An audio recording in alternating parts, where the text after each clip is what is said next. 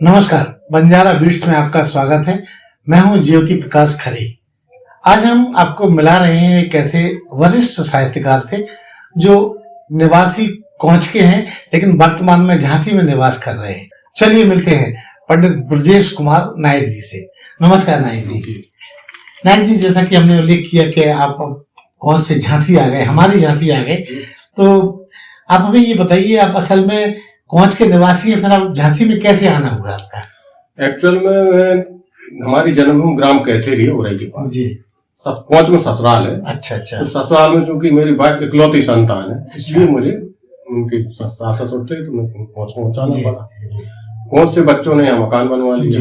अचानक की बात जी, तो मकान यहाँ बन गया तो यहाँ के बच्चों का मन था, तो इसलिए मैं यहाँ आ गया झांसी में। नहीं जी, आपका जो जीवन है वो बहुत सारी गतिविधियों से जुड़ा रहा। हम चाहेंगे हमारे दर्शकों को उनके बारे में संक्षिप्त जानकारी दें। मैं प्रमुख रूप में जो है समाज सेवा के कार्य में ज्यादातर रहा है, इसके लिए मुझे कई पुरस्कार भी मिले हैं। मैं नेहरू केंद्र संगठन के प्रोजेक्ट में APU तथा राज्य शिक्षक से प्रवर्तक भी रहा, उसके रूप में काम किया। मेरा एक NGO था युवा विकास संस्थान, उसके प्रतिनिधि के रूप में मैं पूरे भारत के 5-6 राज्यों में हमारे जो डायरेक्टर थे उस समय श्री चंद्रशेखर प्राण, डायरेक्टर प्रोग्राम इंडिया, उनके साथ में साइकिल यात्रा पर गया।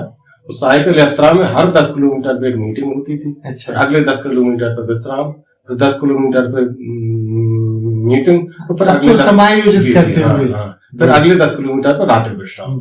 उनमें ग्राम वासियों के साथ मीटिंग होती थी पंचायती राज पे। इसके अलावा सारी तथ्य उसमें सुधार का जो सामने आते हैं उसकी रिपोर्ट गवर्नमेंट ऑफ इंडिया को दी गई थी जी। तो वो साइकिल यात्रा में संलग्न रहा, यहाँ सोशल एजुकेशन रहा।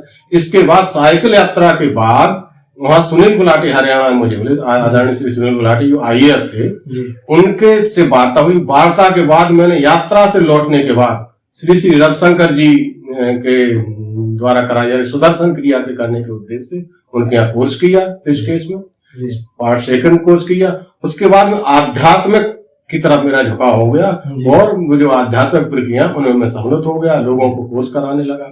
2008 में मैं पूर्णकालिक टीचर बना हैप्पीनेस कोर्स का। अच्छा। उन्हीं की संस्था में मैं पूर्णकालिक टीचर बना। पहले छात्र रहे, फिर शिक्षक बन गए। मैं पूर्णकालिक टीचर के रूप में मैंने कई जगह वो हैप्पीनेस कोर्स कराया, लोगों क्रिया कराया, जो भी सारे प्रोसेस कराने के बाद तब तक मेरा बच्चा जो है, बड़ा बच्चा, उसका जो है अपॉइंटमेंट हो गया NDA के थ्रू। तो वो चला गया इंडियन नेवी में, इस समय लेफ्टिनेंट कमांडर है। वहां चला गया। वहां गया तो बच्चों का ये मन हुआ कि नहीं पापा घर आइए, इसमें बहुत ज्यादा रहना पड़ता है। तो घर आ गया। घर आने के बाद यहाँ झांसी आ गया। चूंकि वो जॉब जो था, अब पहले मैं पूर्णकालिक था, बाद में अंशकालिक हो गया। अंशकालिक रूप में सेवा। नहीं जी, फिर इन सब के चलते आपका साहित्यिक रुझान कैसे बढ़ा? जब बच्चों ने ये कहा कि पापा घर आ जाओ, तो मैं घर आया। घर आने के बाद खाली हो गया। आंसर काम वहीं घर पर करता था, जो आसपास जाना गया। तो मैंने सोचा क्यों ना साथ की तरफ रुझान किया जाए। हमारे वहां पर साथी थे कई जो यात्रा में गए या रहे, कई लोग साहित्यकार थे। तो इस तरह मैंने जो है साहित्यिक यात्रा प्रारंभ की और 2013 में जागा हिंदुस्तान चाहिए मेरी पहली कृति पब्लिश हुई। हम चाहेंगे उस पुस्तक को आप हमें दर्शकों को दिखाएं। बिल्कुल, ये है पुस्तक, बिल्कुल आपके सामने है। अच्छा, इस पुस्तक में काव्य संग्रह है, तो किस तरह की रचनाएं आपने इसमें? इसमें राष्ट्र प्रेम से संबंधित सारी रचना है। इसमें व्यंग भी है, वो भी राष्ट्र प्रेम पर ही है। सारा राष्ट्र प्रेम से संबंधित। तो इसकी कोई रचना आपको याद है, आप हमारे दर्शकों के साथ शेयर करना चाहेंगे? बिल्कुल। जागा हिंदुस्तान चाहिए, जागा हिंदुस्तान चाहिए, मानव मन के मल को धोने वाला पावन ज्ञान चाहिए, जागृत हिंदुस्तान चाहिए, जागृत हिंदुस्तान चाहिए। भूखा गोदी में रोता है, भूखा गोदी में रोता है, भारत माँ का अंश विकल है, दीन विवश बलहीन बंधुओं पर भारी शोषण और छल है। गली राजपथ चौराहों पर लक्ष्यहीन नर भ्रमित चित्त सा, कैसे बोले राष्ट्र सबल जब चेतहीन मदकंस प्रबल है। मार भगा दे जो दुर्गों में तीव्र, दीप सा ध्यान चाहिए, जागृत हिंदुस्तान चाहिए, जागृत हिंदुस्तान चाहिए। नहीं जी, इसके बाद आपकी दूसरी पुस्तक जो आई वो भी हमारे दर्शकों को आप दिखाएं। इसके बाद हमारी दूसरी पुस्तक आई, कौन सुरेश आलू, ये आप देख सकते हो जी। इसमें क्या है? इसमें मैं जब आश्रम में था, आश्रम के दौरान ही मुझे ये लगा कि आध्यात्मिक कोई कृति कोई ना कोई लिखी जानी चाहिए, क्योंकि आश्रम में हूँ तो उस तरफ मेरा रुझान हो गया। तो मैंने ये दूसरी कृति लिखी। ऐसे 5-5 राउंड में साधना करता था, बड़ी तपस्या की। अगर वो मैं न करता तो तुम कहीं ना कहीं ईगो हट कर जाता और वो चीजें इसमें आ जाती। बड़ी विनम्रता के साथ 5-5 साल करने के बाद तब मैंने फिर ये कृति लिखी।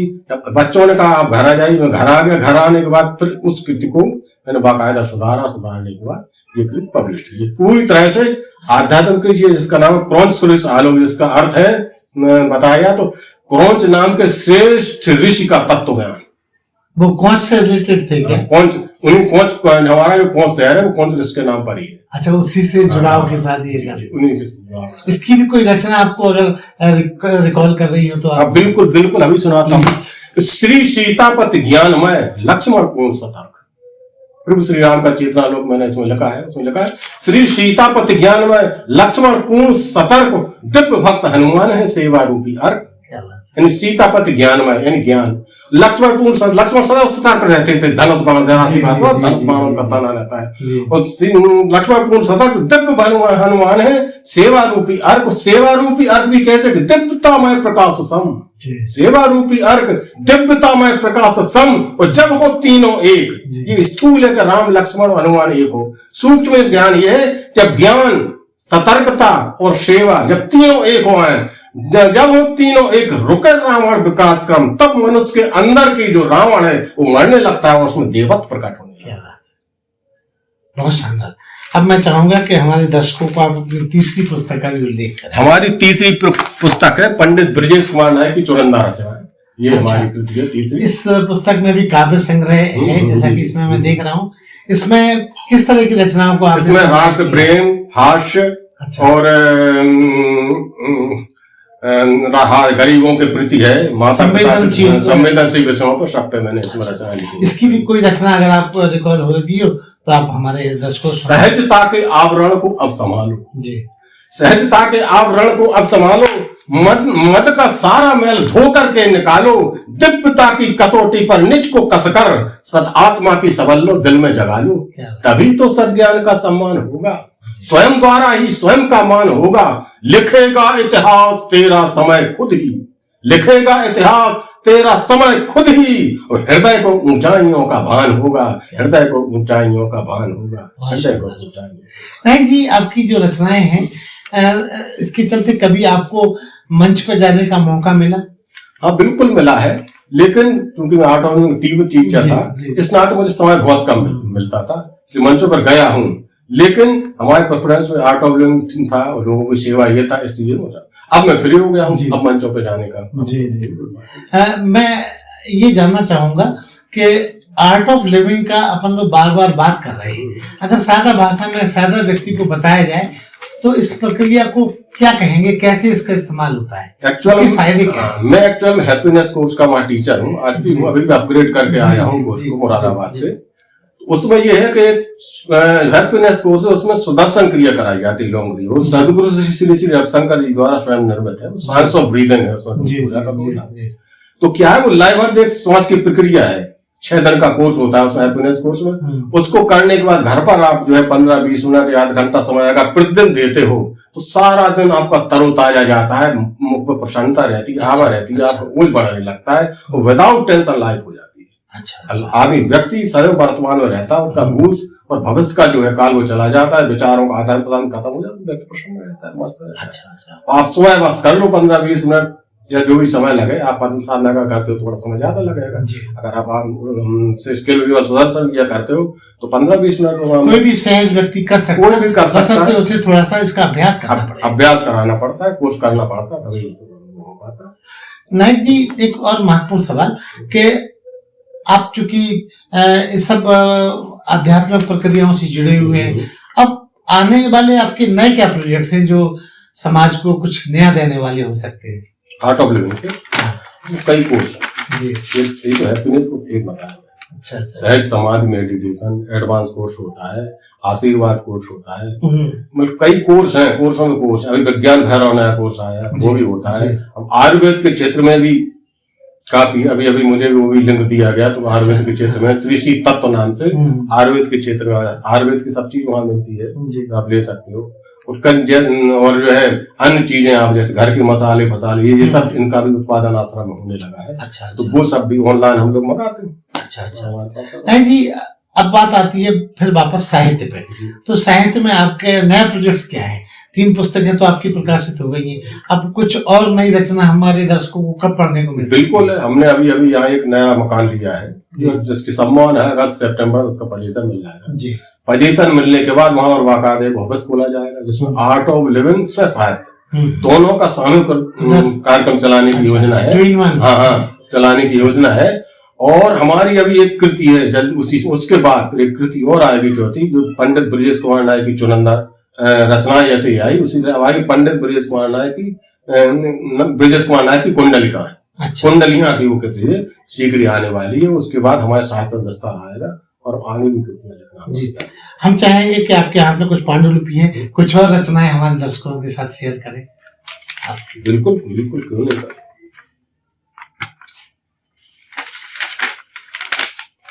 देश हित जो समर्पित वह नहीं कम है, देश हित जो समर्पित वह नहीं कम है, सहजता का चेतना रूपी चरम है, लिखे जो नवराष्ट्र के सम्मान हित में, उस कब की लेखनी सचमुच कलम है, उस कब की लेखनी सचमुच कलम है।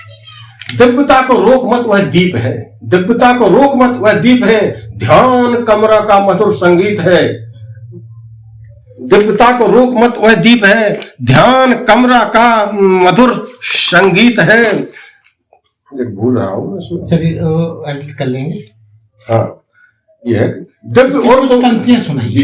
दिव्य और को रोक मत वह दीप है, ध्यान कमरा का मधुर संगीत है, शांतिमय आलोक का विस्तार गए, परम आनंदी सजगता मीत है, कटे बंधन मिल गया आनंद क्रम है, उस सुकब की लेखनी सचमुच कलम है, उस सुकब की लेखनी सचमुच कलम है। अगला बंद है, देखो सुनाता हूँ। दीप हिमकर को दिखाते आप हो, हिमकर दीप हिमकर को दिखाते आप हो, कहूं कैसे ज्योत की तुम नाक हो। दीप हिमकर को दिखाते आप हो, कहूं कैसे ज्योत की तुम नाक हो, तेल जल जाएगा सारा एक दिन, सब कहेंगे तुम अंधेरा पाक हो। तेल जल जाएगा सारा एक दिन, सब कहेंगे तुम अंधेरा पाक हो, ज्ञानमय सूरज बनो सब कुछ सुगम है, ज्ञानमय सूरज बनो सब कुछ सुगम है, उस सुगम की लेखनी सचमुच कलम है, उस सुगम की लेखनी सब कुछ।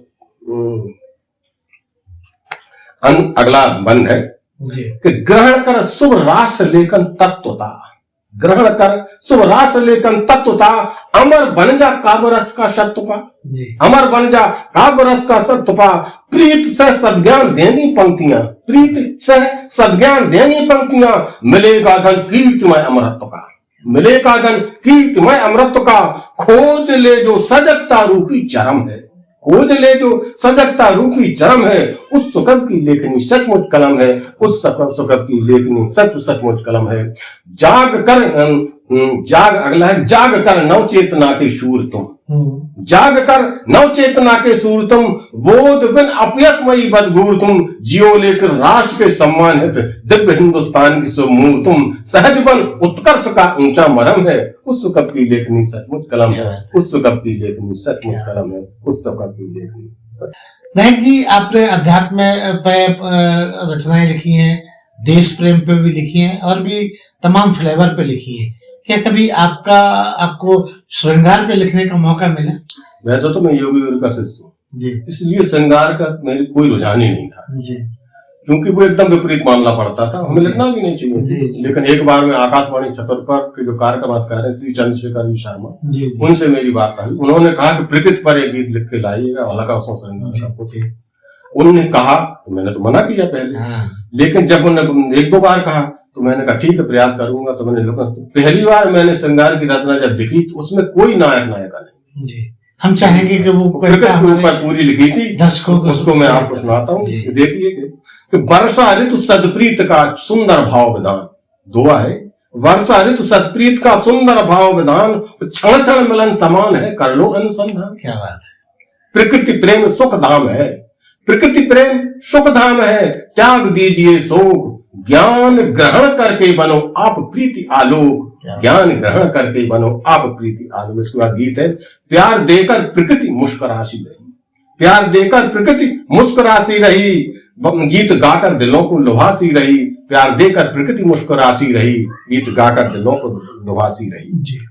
अंतरा है, देख लो बाग की मोहिनी हर झलक, देख लो बाग की मोहिनी हर झलक, दिल सुगंधी हवा से घिरा अब तलक, दिल सुगंधी हवा से घिरा अब तलक, गुण सुधा में मोहब्बत नहासी रही, गुण सुधा में मोहब्बत नहासी रही, प्यार देकर प्रकृति मुस्कुरासी रही, गीत गाकर दिलों को लुभासी रही। अगला अंतरा एक और आपको सीखना तो, कुंज भंवरे वहां गीत गा झूमते, कुंज भंवरे वहां गीत गा झूमते, फूलों के कपोलों को भी चूमते। क्या बात है।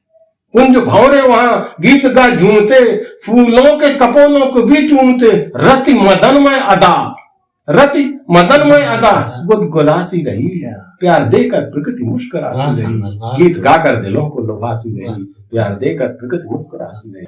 नहीं जी, आपके फुर्सत के क्षणों में जैसे अध्यात्म तो है ही आपका, इसके अलावा भी लेखन के अलावा और कोई ऐसे हिडन शौक हैं जो दुनिया को पता ही नहीं? मैं एक्चुअल में जब से आश्रम से जुड़ गया हूँ तब से मैं ध्यान करता हूँ, ग्रुप करता हूँ, उसमें समय चल जाता है। उसके बाद वो मस्ती आती है, वो उन्माद आता है, उन्माद आता है कि ये लगता है कि बुढ़ापा 62 का मुझे बुढ़ापा महसूस नहीं होता, लेकिन जब साधना नहीं करता हूँ तब लगता है कि मुझे बुढ़ापा आ गया, आने लगा है।